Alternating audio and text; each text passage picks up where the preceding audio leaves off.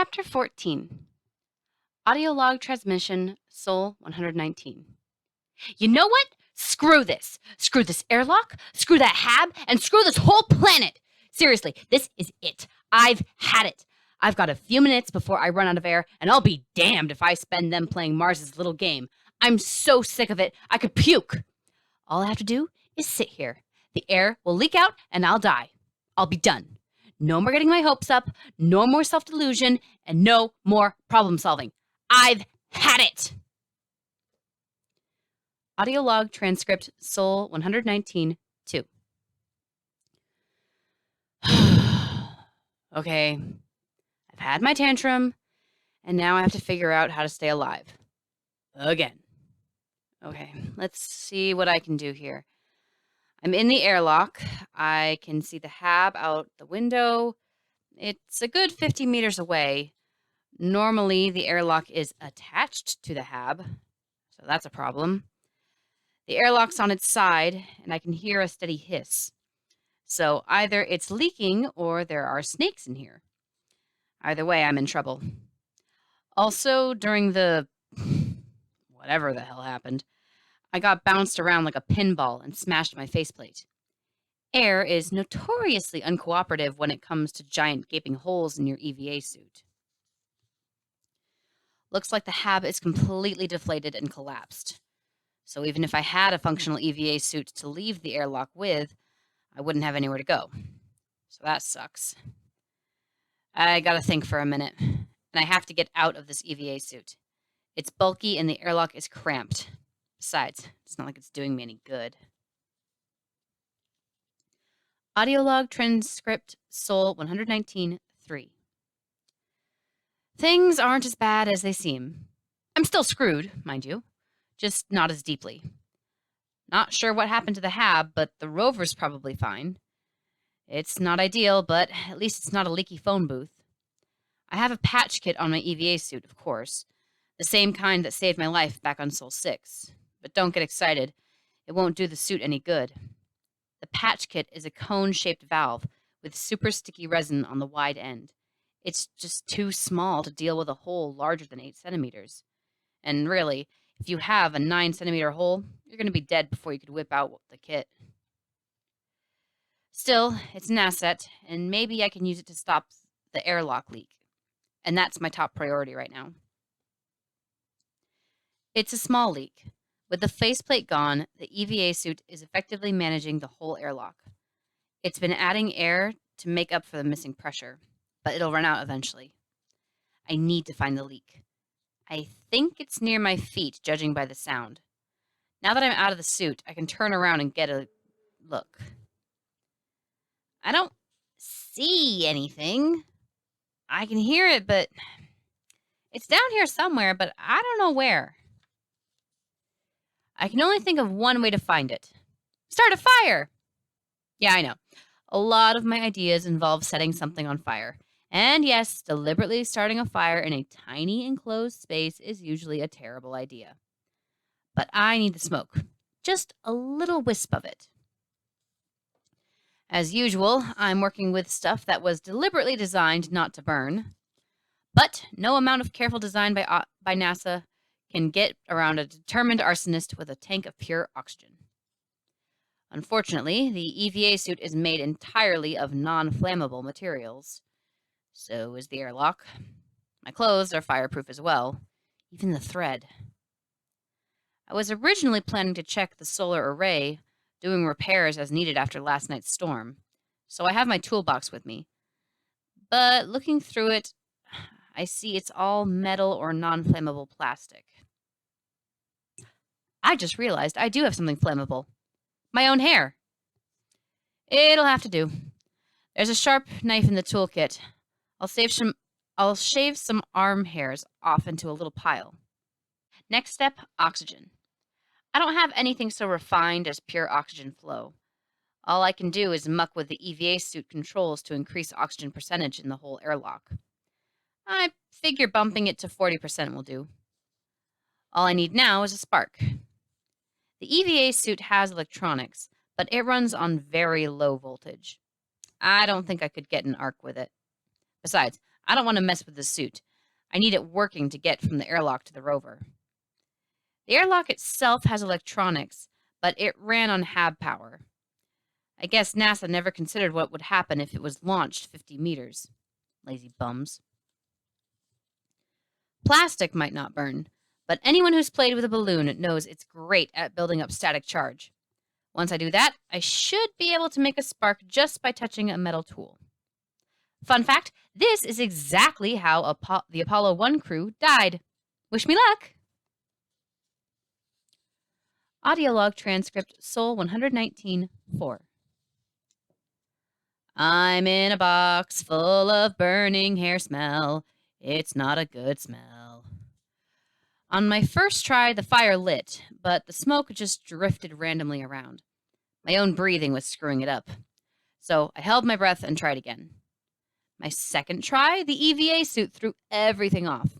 There's a gentle flow of air coming out of the faceplate as the suit constantly replaces the missing air. So I shut the suit down, held my breath, and tried again. I had to be quick. The pressure was dropping. My third try, the quick arm movements I used to set the fire messed everything up. Just moving around makes enough turbulence to send the smoke everywhere.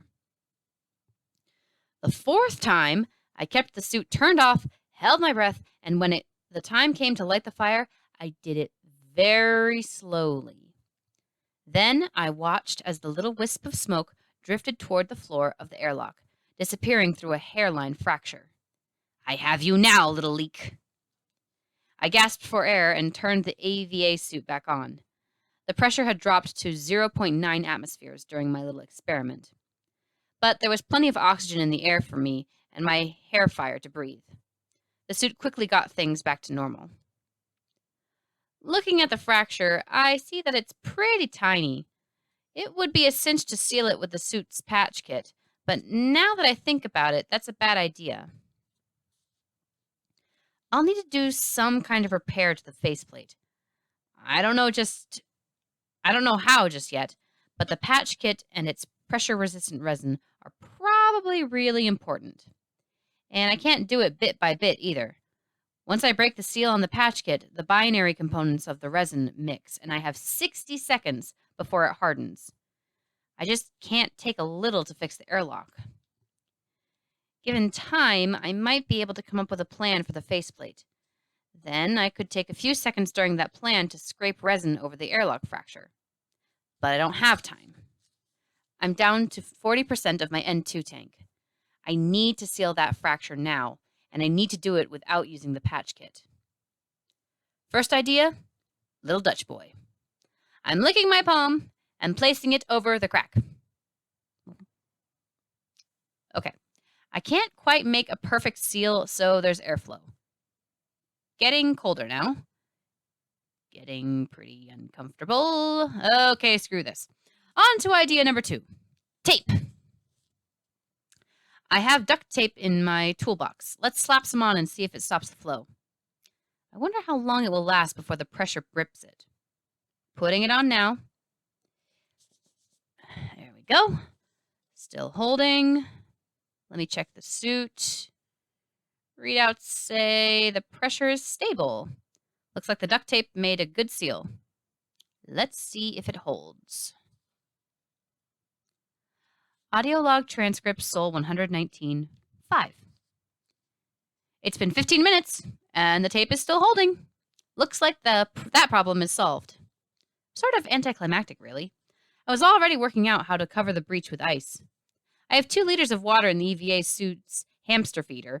I could have shut off the suit's heating systems and let the airlock cool to freezing. Then well, whatever. Could have done it with ice. I'm just saying. All right. On to my next problem.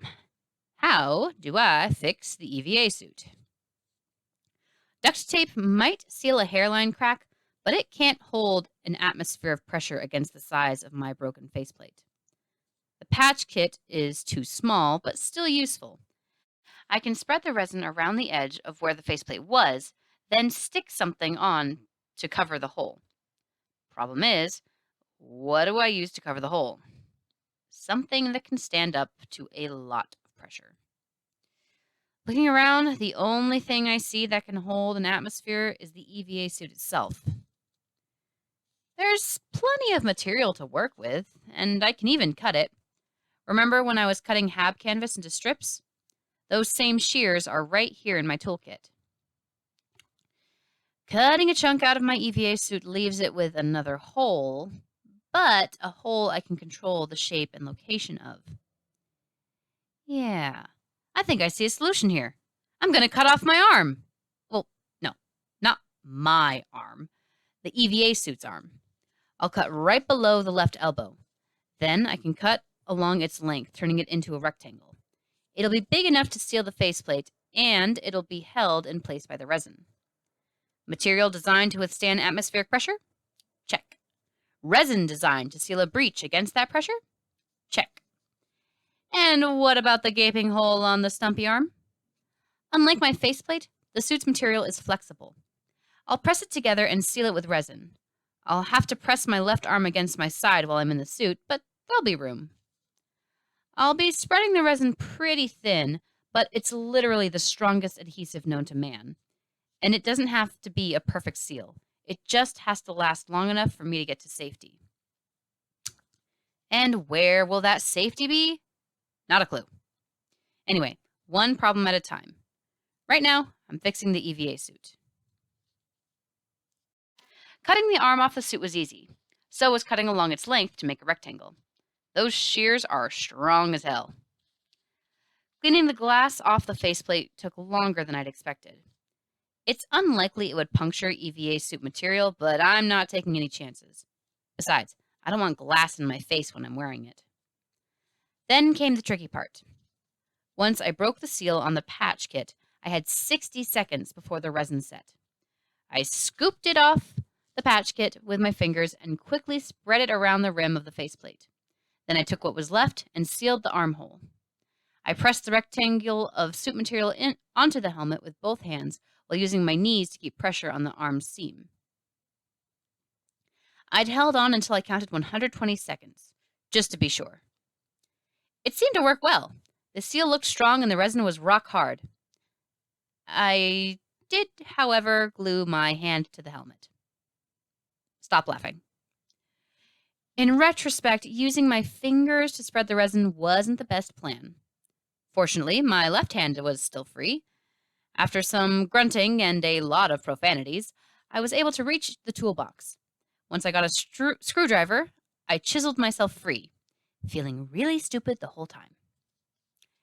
It was a delicate process because I didn't want to flay the skin off my fingers. I had to get the screwdriver between the helmet and the resin. I freed my hand and didn't draw blood, so I call that a win. Though I'll have hardened resin on my fingers for days, just like a kid who played with crazy glue.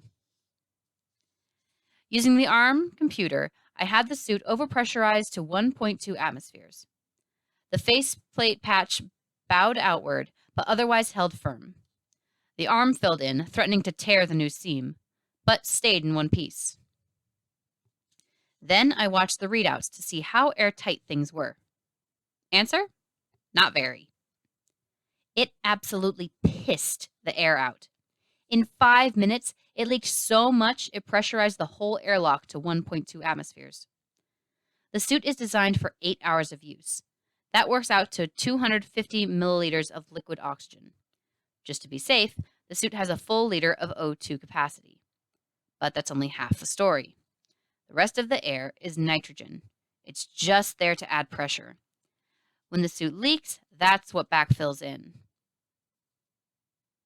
with.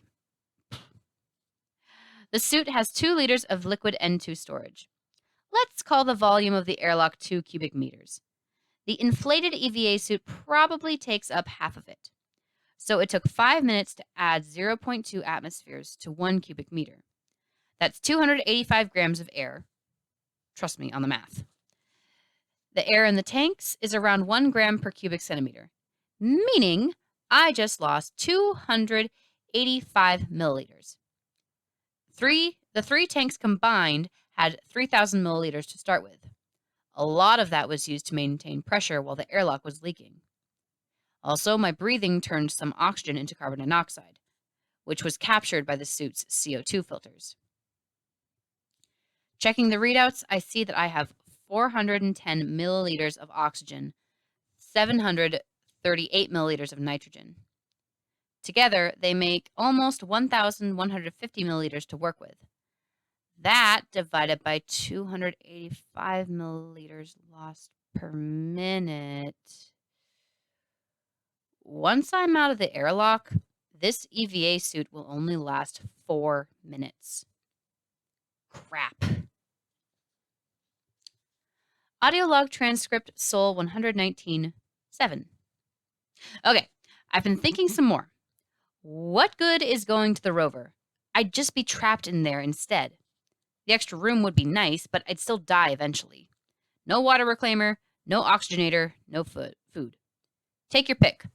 All those problems are fatal. I need to fix the HAB. I know what to do. We practiced it in training, but it'll take a long time. I'll have to scrounge around in the now collapsed canvas to get the spare material for patching. Then I have to find the breach and seal strip a patch in place. But it'll take hours to repair, and my EVA suit is useless. I'll need another. Martinez's used to be in the rover. I hauled it all the way to the Pathfinder site and back, just in case I needed a spare. But when I returned, I put it back in the HAB. All right, so I'll need to get another suit before going to the rover. Which one? Johansson's is too small for me. Tiny little gal, our Johansson. Lewis's is full of water. Actually, by now it's full of slowly sublimating ice. The mangled, glued-together suit I have with me is my original one. That just leaves Martinez, Vogel, and Bex. I left Martinez's near my bunk in case I needed a suit in a hurry. Of course, after that sudden decompression, it could be anywhere. Still, it's a place to start. Next problem. I'm like 50 meters from the HAB. Running in 0.4 G while wearing a bulky EVA suit isn't easy. At best, I can trundle 2 meters per second. That's a precious 25 seconds. Almost an eighth of my 4 minutes. I've got to bring that down. But how? Audiolog transcript Sol 119.8. I'll roll the airlock. It's basically a phone booth on its side. I did some experiments. I figured if I want it to roll, I'll need to hit the wall as hard as possible. And I have to be in the air at the time. I can't press against some other part of the airlock. The forces would cancel each other out, and it wouldn't move at all. First, I tried launching myself off one wall and slamming into the other. The airlock slid a little, but that's it. Next, I tried doing a super push-up to get airborne. 0.4 G. Yay! Then kicking the wall with both feet. Again, it just slid. The third time, I got it right. The trick was to plant both my feet on the ground near the wall, then launch myself to the top of the opposite wall and hit it with my back. When I tried that just now, it gave me enough force and leverage to tip the airlock and roll it one face toward the HAB. The airlock is 1 meter wide, so I have to do it like 50 more times. I'm going to have a hell of a backache after this. Audiolog transcript Sol 120. I have a hell of a backache. The subtle and refined hurl my body at the wall technique had some flaws. It only worked 1 out of every 10 tries, and it hurt a lot. I had to take breaks, stretch out, and generally convince myself to body slam the wall again and again. It took all night, but I made it. I'm 10 meters from the HAB now. I can't get any closer because the debris from the decompression is all over the place. This isn't an all-terrain airlock. I can't roll over that stuff. It was morning when the HAB popped. Now it's morning again. I've been in this stupid box for an entire day. But I'm leaving soon. I'm in the EVA suit now and ready to roll. All right. Okay. Once more through the plan. Use the manual valves to equalize the airlock. Get out and hurry to the hab. Wander around under the collapsed canvas. Find Martinez's suit, or Vogel's if I run into it first. Get to the rover. Then I'm safe. If I run out of time before finding a suit, I'll just run to the rover. I'll be in trouble, but I'll have time to think and materials to work with. Deep breath. Here we go. Log entry Sol 120. I'm alive! And I'm in the rover. Things didn't go exactly as planned, but I'm not dead, so it's a win. Equalizing the airlock went fine. I was out on the surface within 30 seconds. Skipping toward the hab, the fastest way to move in this gravity, I passed through the field of debris. The rupture had really sent things flying, myself included. It was hard to see. My faceplate was covered by the makeshift patch. Fortunately, my arm had a camera. NASA discovered that turning your whole EVA-suited body to look at something was a strenuous waste of time. So they mounted a small camera on the right arm. The feed is projected on the inner faceplate. This allows us to look at things just by pointing at them. The faceplate patch wasn't exactly smooth or reflective, so I had to look at a rippled, messed-up version of the camera feed. Still, it was enough to see what was going on. I beelined for where the airlock used to be. I knew there had to be a pretty big hole there, so I'd be able to get in. I found it easily, and boy is it a nasty rip. It's going to be a pain in the ass to fix it. That's when the flaws in my plan started to reveal themselves.